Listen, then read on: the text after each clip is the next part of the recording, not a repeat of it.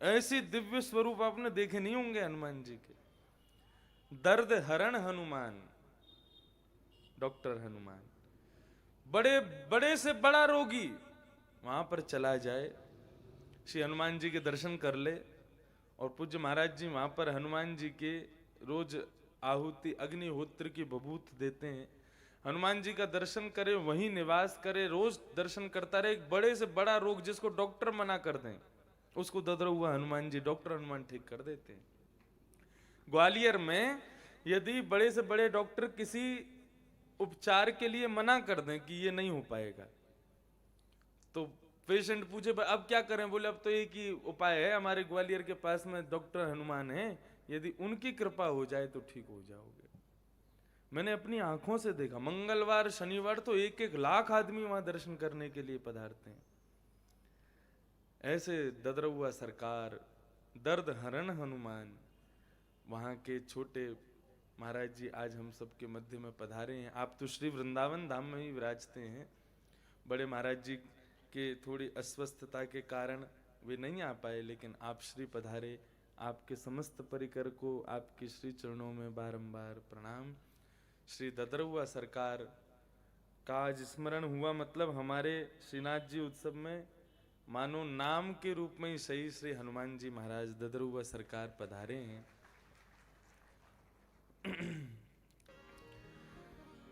नवम स्कंद में संपूर्ण सूर्य वंश का वर्णन किया गया। कथा बताई गई राजा सगर की। सगर राजा जो थे, ये जब अपनी मातृ गर्भ में थे तब इनको गर्भ में ही खत्म करने के लिए इनकी मां को विष पिला दिया था।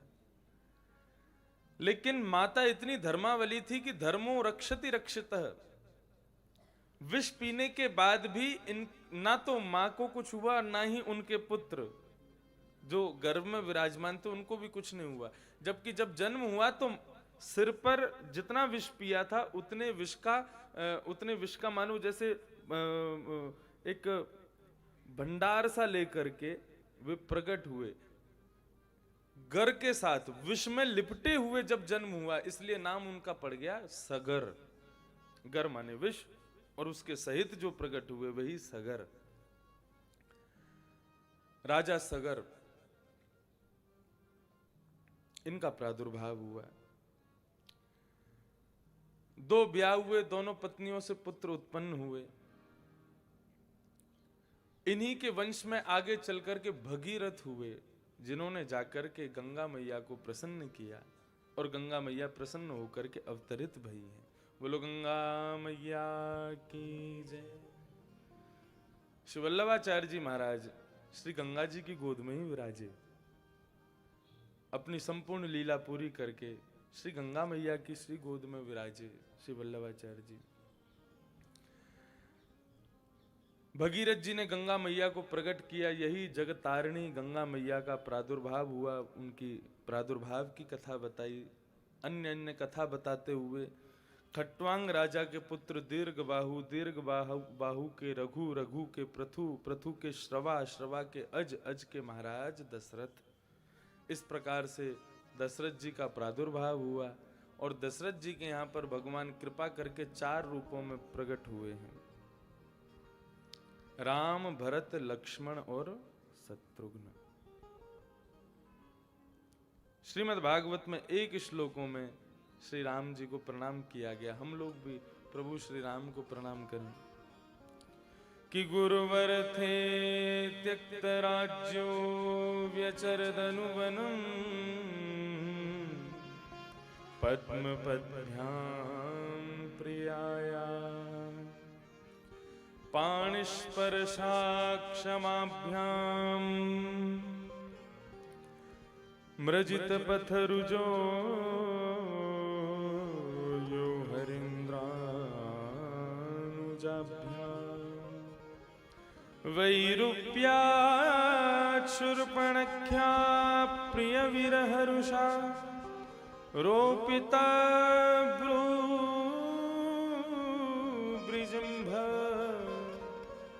तस्ताब्ध सुबद्ध सेतु खलदवदहन कौशलेन्द्रोवतान्नः।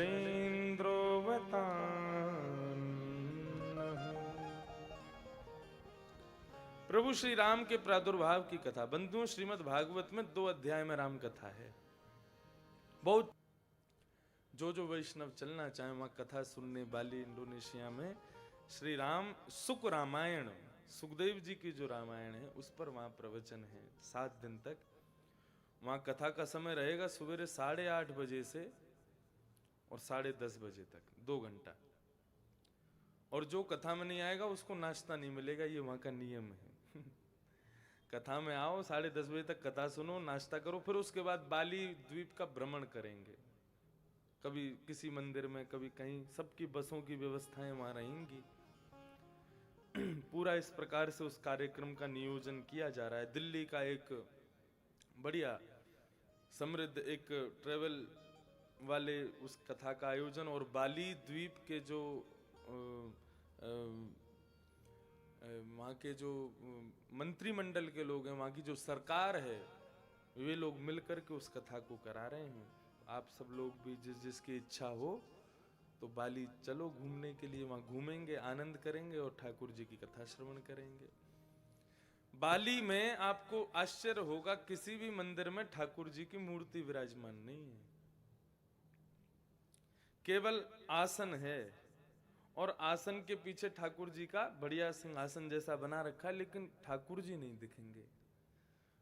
तो वहां के लोगों से पूछा, यहाँ पर ठाकुर, बोले यहाँ पर महाराज जी कोई गणेश जी का उपासक, कोई हनुमान जी का उपासक, कोई राम जी का उपासक, कोई किसी का उपासक। तुम भैया जिसके उपासक को मंदिर में जाकर के आसन पर उसी को अपने मन से धारण करवा दो। बोले यहाँ हनुमान जी बैठे, उन पर पुष्प चढ़ा दो, नैवेद्य चढ़ा दो, आप जो आप अपनी सेवा प्रणाली में करना चाहो वहीं ऐसे ही अनुमान करके आप वहां पर सेवा उनकी कर लो। ये बंधुओं साधारण बात नहीं है, निर्गुण निराकार ब्रह्म की उपासना है। ऐसे ही होती है निर्गुण निराकार ब्रह्म की उपासना। उसकी नाक नहीं होते, आंख कान मुख कुछ नहीं होता, अपने आप निर्माण करना पड़ता है कि ऐसे मेरे ठाकुर जी हैं, उनकी मैं सेवा कर रहा हूं। बाली इंडोनेशिया पूरा मुस्लिम देश है, लेकिन वहां के बाली द्वीप में हर व्यक्ति को रामचरितमानस की अधिकतर चौपाइयां याद हैं। हर घर में रामचरितमानस, वाल्मीकि रामायण का पाठ होता है। हम हिंदू लोग इतने रीति रिवाजों का पालन नहीं करते जितना वहां बाली द्वीप के लोग अपने रीति रिवाजों का पालन करते हैं। और ये बाली जो है, ये बाली वही सुग्रीव वाला बाली, उसकी जन्मस्थली है। हमने पूछा, प्रश्न किया मैंने, भाई यहाँ बाली इतना दूर, किष्किंधा तो अपने दक्षिण में, इतना दूर बाली का जन्म कैसे हुआ? तब संत जनों ने बहुत सुंदर उत्तर दिए। बोले कि देखो, हर कल्प में राम अवतार होता है। ऐसा नहीं है कि केवल अभी त्रेता जो गया उसी में राम जी आए थे, नहीं। सतयुग, त्रेता, द्वापर, कलयुग, सतयुग, त्रेता, द्वापर, कलयुग जब 71 बार बीत जाते हैं, ये चतुर्युगी जब 71 बार बीत जाती है, तब एक कल्प होता है। और उस पूरे एक कल्प में एक बार ठाकुर जी राम बन के आते हैं, एक बार कृष्ण बन के आते हैं, एक बार परशुराम बन के आते हैं। और फिर जब एक कल्प पूरा हो जाता है तो स्थान बदल जाता है, देश का नाम बदल जाता है, लेकिन ठाकुर जी का प्रादुर्भाव फिर से होता है, राम रूप में, कृष्ण रूप में फिर से होगा। अमेरिका कभी जामें आप तो वहां टेक्सास जो है स्टेट, वहां पर आज भी अहिरावण की गुफा है, जहां पर राम और लक्ष्मण जी को अहिरावण उठा के ले गया था। और वहां कैसे पहुंच गए? तो किसी कल्प में राम अवतार वहां पर भी हुआ है। और इस कल्प से पिछले वाले कल्प में प्रभु श्री राम का अवतार बाली द्वीप में हुआ था, मतलब इंडोनेशिया में हुआ था। वहां के राम जी का रूप ही अलग दिखाई देगा। मंदिरों में कुछ चित्रपट बने होंगे, वहां के राम जी को आप देखोगे अलग ही रूप में ठाकुर जी विराज रहे हैं वहां पर। तो ये कल्प भेद के अनुसार इस बार राम जी यहां पधारे, लेकिन उससे पहले इंडोनेशिया में थे। आज भी वो द्वीप सुरक्षित है, वहां पर राम जी की उपासना होती है। तो संपूर्ण श्री राम कथा, सुख राम कथा का आयोजन वहां बाली द्वीप में होगा। आप सब लोग चलें, थोड़ा सा श्रवण करें।